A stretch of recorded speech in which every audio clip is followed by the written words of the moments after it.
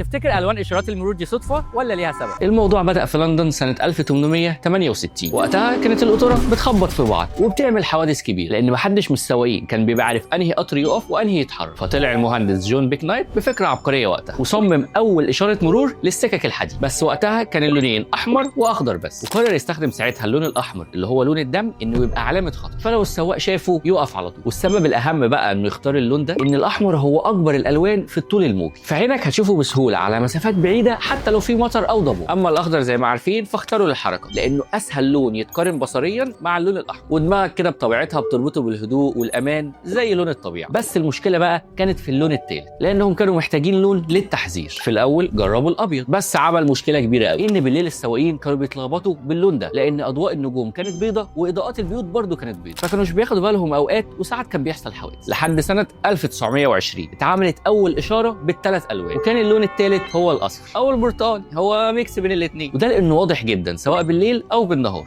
وليه نفس المميزات بتاعة اللون الأحمر في الرؤية من بعيد والضباب، وبياخد المركز الثاني في الطول الموجي بعد الأحمر على طول.